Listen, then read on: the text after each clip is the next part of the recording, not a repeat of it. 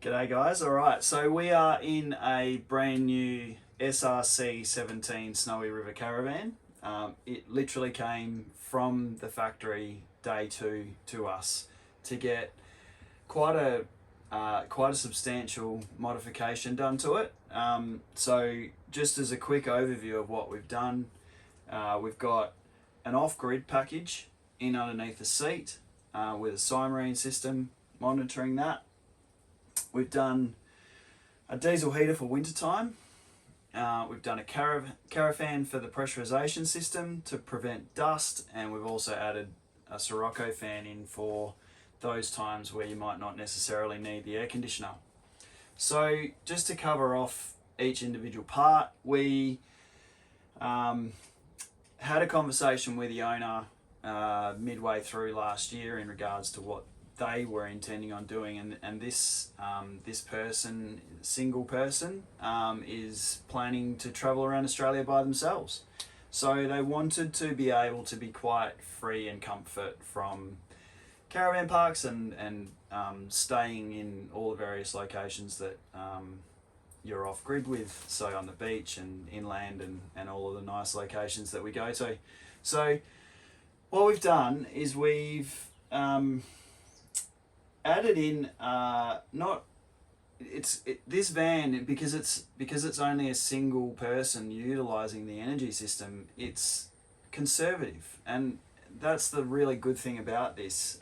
The way we design our systems is it's dedicated and designed around your requirements. It's not just you come to us and say, I want to install 400 amp hour battery and a 3000 watt inverter. That might not be suitable for you. So we go through all of the questions that we think are relevant to your particular camping style. So this one, the owner just wanted to run some basic appliances and occasionally run the air conditioner. Now, that's all very possible from this size system. So the specs of the system are a custom lithium 280 amp hour battery. We've got 800 watts of solar on the roof. It's a small van, so we've utilised as much space on the roof as we can get. We've got a 2600 watt inverter and the various charging devices. So a couple of solar regulators, a DC-DC charger, which gives the ability for the owner to plug in a portable panel as well to that. And we've utilised, for the 240 volt side of things, the projector that came with the van. So we haven't removed that. That stayed. That's doing the 240 volt charging. The other thing I've done with that as well is I've also given the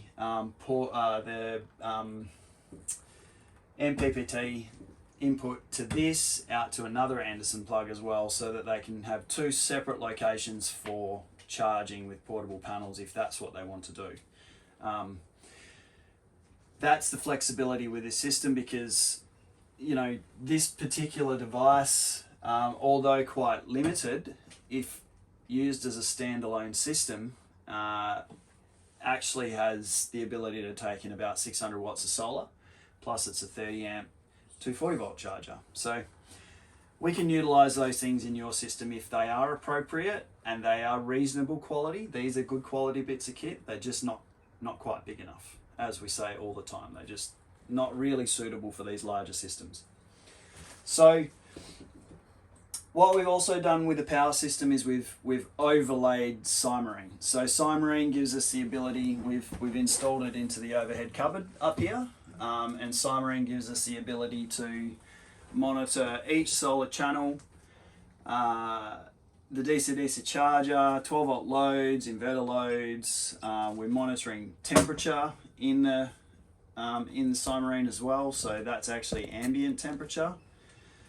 So that gives the owner the ability to really have a good overview of where everything is with their power system.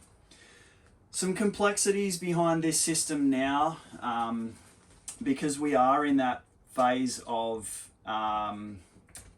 post 2023 November 18 with regards to the relevant standard 3001. We have the battery located in its own enclosure, down underneath the seat here, fully enclosed and vented.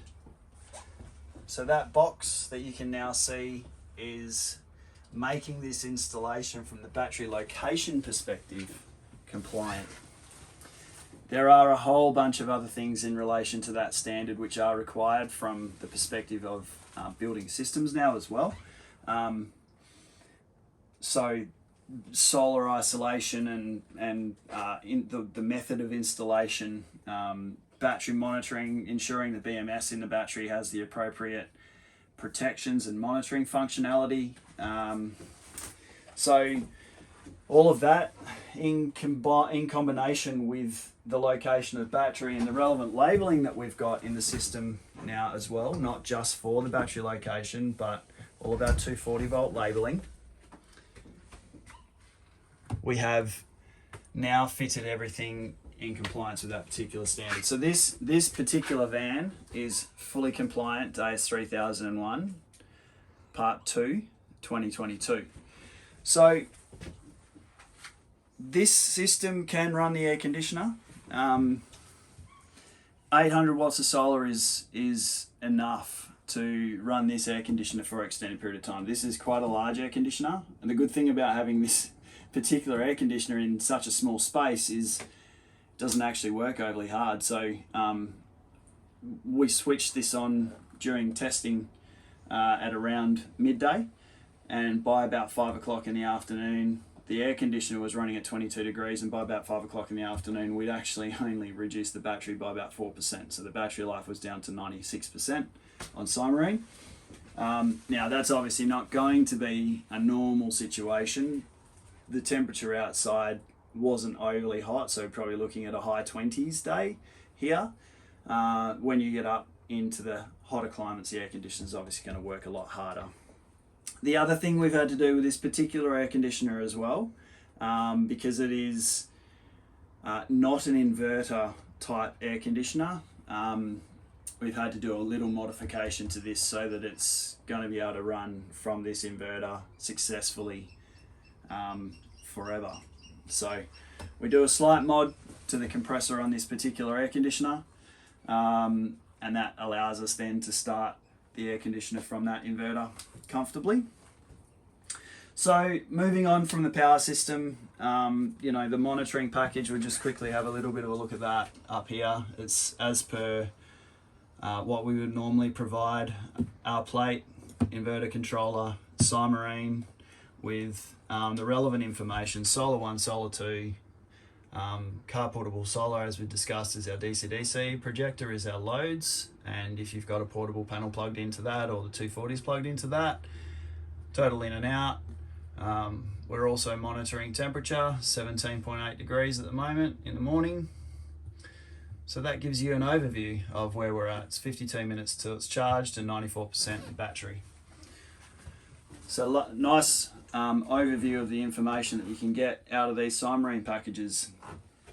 So part of the conversation with the owner that we had was an all-encompassing conversation, as we've already discussed. So we have put an Eberspacher diesel heater into this caravan, so that when she's traveling in colder climates, she's going to do a little bit of snow and all those sorts of things. So she's got the ability to turn the diesel heater on. So the diesel heater lives down here underneath the seat. There's lots of space in here, so we've still got a little bit of space left over. Vent there, and our control panel is up here in the overhead cupboard. So when we turn that on, we can obviously set the temperature and the time that we'd like to run it for. The lovely thing about these particular diesel heaters is they are super quiet. That's a massive benefit of using the Eberspacher diesel heaters. Apart from the quality of the product in the first place, you cannot hear any ticking from the pumps. Some of the lesser quality diesel heaters, you'll have that really annoying ticking sound. These heaters don't produce that noise. So that's why one of the major reasons we prefer to install these particular units. And the last thing we've done in this particular van is we've installed the Carafan. So maximise the roof space using different size solar panels on the roof, so two arrays, but we still have enough space to fit a Carafan. So this particular van is now going to be very, very functional in an off-grid application. She can go pretty much anywhere she likes, wherever her vehicle will tow this thing, and be quite comfortable that she's not going to run out of power, she's going to be warm, she's not going to have any dust in the van, and she's going to be able to enjoy her stay wherever she goes.